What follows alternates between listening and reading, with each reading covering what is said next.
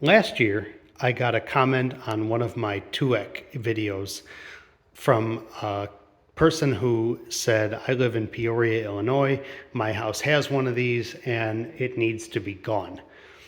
And I was interested enough to respond, and they sent a picture of a machine, well, this machine actually, looking just about like this with the hose draped over it, still connected to the piping in the basement.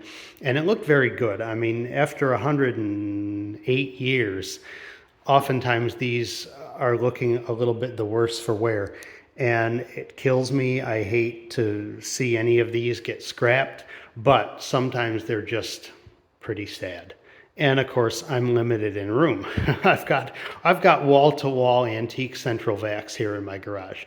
So, but in this case, it was like 2 hours away. It was in beautiful shape, and they said, we just need it gone. You know, some people are trying to get $10,000 out of these things, and it's just not, the market does not support that, sadly. Otherwise, I'd be sitting pretty. But anyway, so I went down there, and it was already unbolted and sitting on a dolly right at the bottom of the basement steps. And this lovely lady showed me her home, and it had an elevator that had been retrofitted into it in the 50s. The house was built in 1917, beautiful custom home with vacuum inlets, I think 2 on each floor in the baseboards. Just very cool setup. And not only was I able to get the machine, but of course I have the original hose and I have some tools. So this is an original TUEC tool set from the 1910s. And we have the carpet tool. We have a floor tool that still has the felt intact. This is like green felt like you'd see covering a pool table. And we have a wall brush. Little narrower. This is only about 10 inches. The carpet and the floor tools are probably 14 or 15. And then we have an upholstery tool. And this is a model 190, which is the second machine up in their lineup. And this was a very popular central vacuum in the 1910s. They were like the low-cost leader. They installed a ton of these. And this model would have been probably the most popular for homes. I have a little bit of literature from my collection that I'll share here. So this is an early advertisement for the 170, the right way and the reasons. They're talking about how the hose and the wand only weigh 7.5 pounds.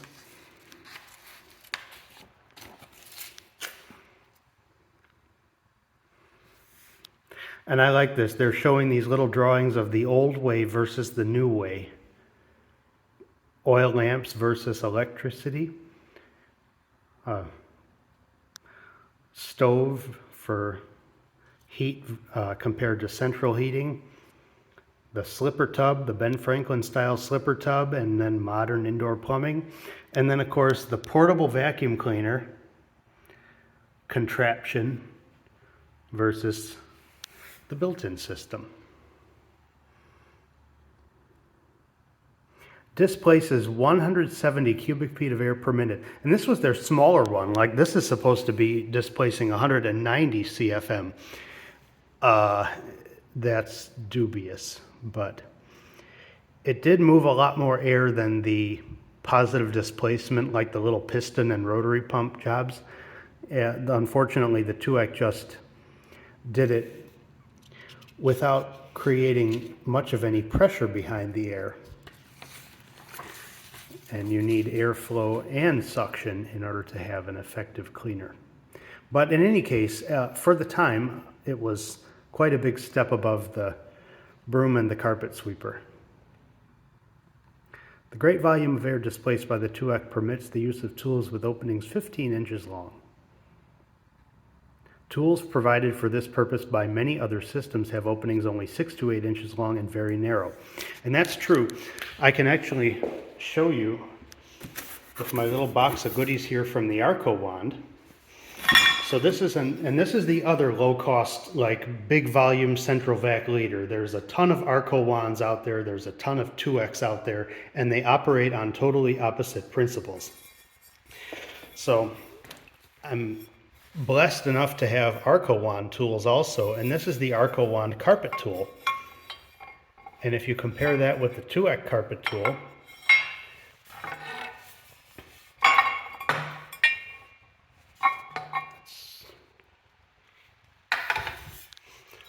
let's do that. So you can see one of these is going to cover a lot more of the area of the carpet at once, and one of these is going to be able to pick up larger objects much more readily. The reason this one had to be so small was because with the very limited amount of air that machine was moving, it had to concentrate that in a narrow slot to produce an effective cleaning velocity. This would be probably a more effective fine dust remover, but you would have had to sweep the carpet with a broom before you used this, where this you could use it more like a modern vacuum cleaner and it would pick up, you know, the objects. Referring to this, which I talked about in a different video, I probably need to have gloves on for handling these ancient printed materials. Part of the reasons I like to make videos about this stuff is because it's, you know, this is slowly disintegrating. I've had this forever. I've had this for probably 20 plus years now. So the 190, which is this unit, 7/10 horsepower, 20 inches diameter, 58 inches tall, 275 pounds, 100 pounds more than that crated, a 2.5 inch intake and a 3-inch exhaust.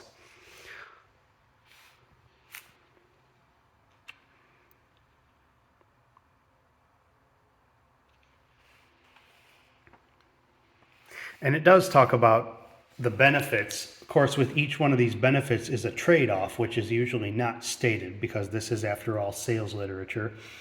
By far the most simple machine on the market. Okay, that's a good thing. No auxiliary governing devices, vacuum control valves, chain drives, wet tanks, water or oil seals, belts, gears, or pistons are used. That's because this machine doesn't create enough suction to need any of those things. The principle of the TUEC is such that the vacuum is constant under all conditions, whether no load or full load. Yes, the vacuum is at a constant small amount. I should have grabbed my vacuum gauge for this video. You'll have to take my word for it when we turn this on. Blah, blah, blah. So they made it all work together, right? So high airflow, low vacuum, big piping, big hoses, big tools, it all worked to the extent that it did. The competing systems, like this, would have been installed with 1.5 inch pipe, not 2.5. This would have had a 1 inch hose, not a 1 3/4 inch hose. And so as long as it all worked together, then you got the performance that you were going to get. And I mean, even now, if you today want to buy a central vac system for your house, you're not really going to have the opportunity to try competing systems and, oh, do I like this one or do I like that one? You're going to be doing a certain amount of taking the salesperson's word for it and hoping that they stand behind their product and that they know what they're doing. But imagine 110 years ago, you weren't going to be able to try out an Arco wand and then try out a TUEC. Well, I mean, I guess maybe, you know, if your friend Mrs. Smith had one of these in her house and your friend Mrs. Jones had one of those in her house, then yeah, I guess if you wanted to be a vacuum nut, a person after my own heart, you could, I guess, do that. Maybe that did happen. So this page shows many tools which are not part of the basic kit here, but let's get you out of there. Get back in your sale. All right, so we have the #1 carpet renovator. We have the #2 hardwood floor cleaner. Renovator, by the way, that's a term that you'll see because this was more than just a carpet sweeper. Renovating refers to the fact that it was going to pull the dust out of the bottom of the carpet, and that unhygienic dust, which should not be allowed to remain in the room. You're going to renovate that and remove it. They did have a, where's the swivel carpet renovator? Okay, swivel carpet renovator was an option, which we don't have that. The wall brush we have, the upholstery tool we have. Excuse me, speaking of dust. And we have the wand. We don't have the handle with shutoff valve. We just have the handle. And of course we have the hose, which is probably the lightweight. Oh no. It's probably the Army Duck. Number 1 or number 2, I don't know. But the hose is actually fairly lightweight for its, for being like basically a fire hose. It's rather inflexible due to the ravages of time, but it's not bad considering. I think it's cool how they put this little mini badge on the wand. Just a miniature version of that. The other lucky thing is that not only do I have the key and the inlet plug, which this was exactly the same as the inlets that were in the walls. They were removable, not hinged. You just pulled it out. Once again, the low-cost leader. They did not see the need to have a hinged cover. That's just the end of the pipe, stick a plug in it. Bob's your uncle. We also have the key on the end of the hose. Let me take this hose off of here.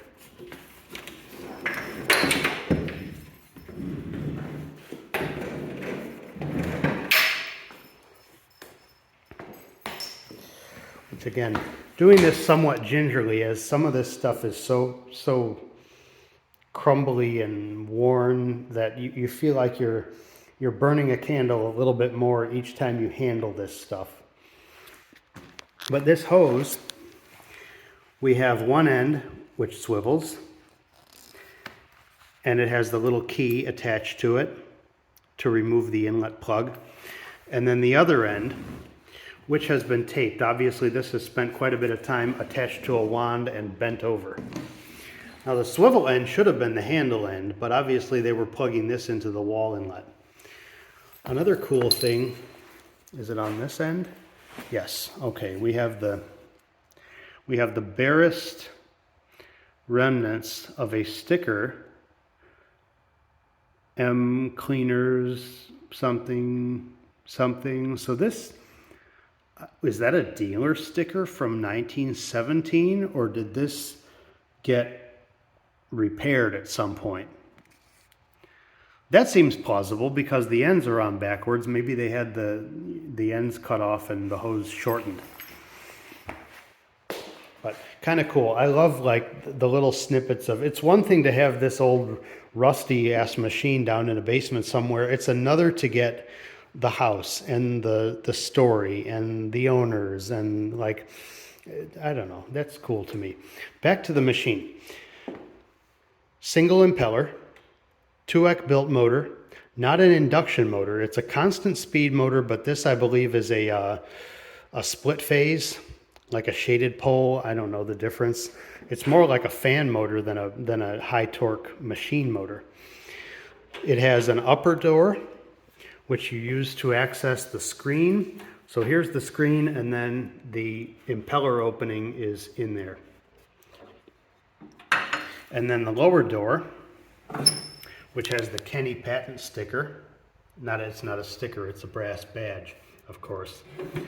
And of course, at this point, anybody making a vacuum cleaner, whether it was TUEC or Spencer or Arco or Hoover or anybody, had to buy a license from David Kenny because he held the original patent on the basic principle of sucking air through a tool to clean a carpet. Behind this door is the tray, which holds the sweepings. And I'm such a sentimental lunatic that I haven't even disposed of the vintage dirt that's in this thing. What's wrong with me?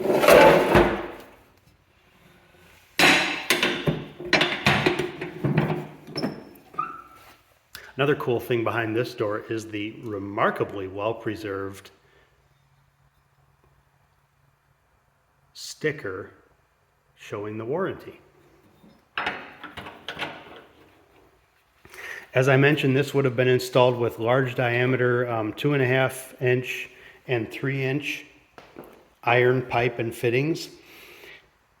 The exhaust would have been vented into the chimney. And in fact, when this was all installed, it was very quiet. It's less so now, but I've minimized some of the exhaust noise by putting a modern central vac muffler on here. And TUEC does win the award for the coolest sounding startup you'll ever hear. So here we go. We're going to start it up, and then we'll plug a hose in and we'll vacuum a little bit.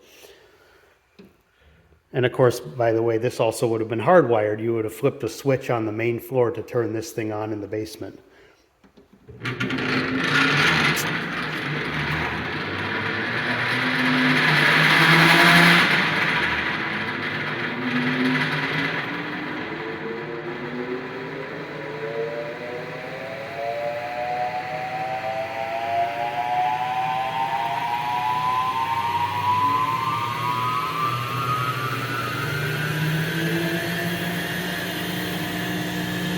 So now it's running.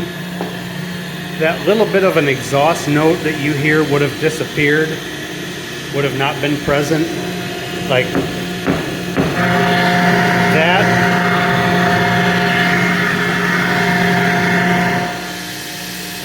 That would have been completely gone.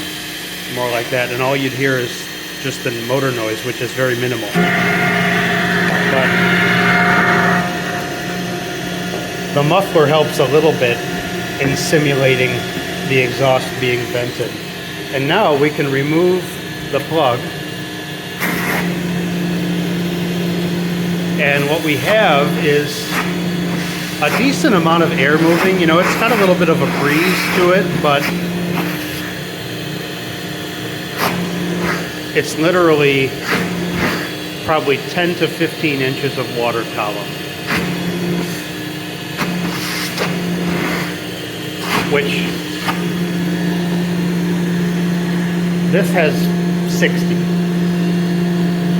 A modern central vac has 150-ish. Okay, so let's hook a hose up.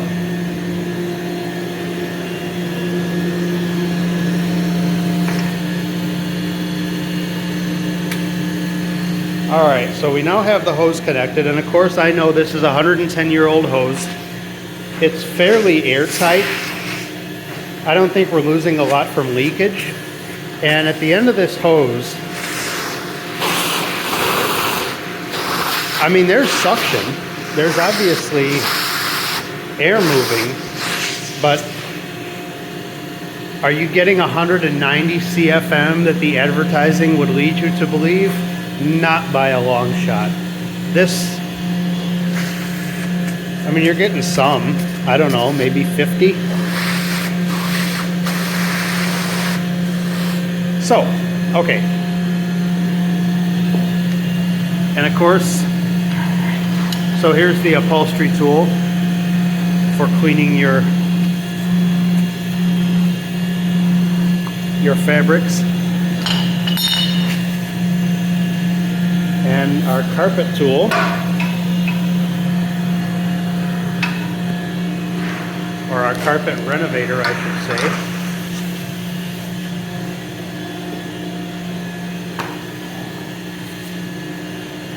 Does it lift? Okay, if we get to the end, rug courtesy of Ruggable, by the way.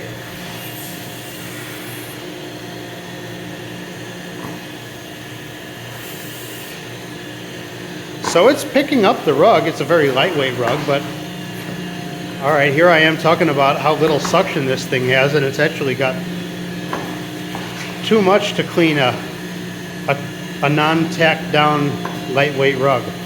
So yeah, you know what? Think of a house full of hardwood floors and oriental carpets. This would do something. It would get the dust off the floors and out of the rugs.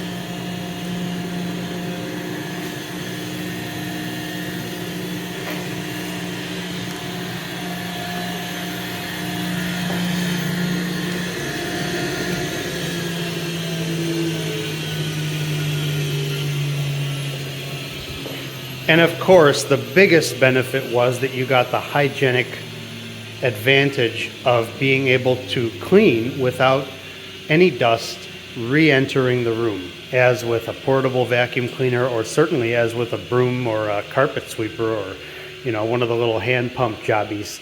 That's the other thing that's wild to contemplate. Think of the 1910s. Electricity was new, indoor plumbing was new, central heating was new. This was coming alongside many, many other things that were changing your life, literally.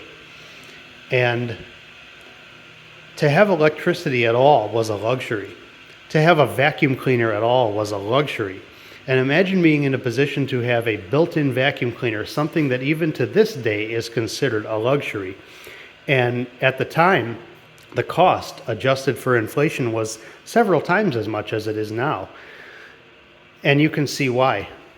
With the heavy construction, how labor intensive it would have been to install this.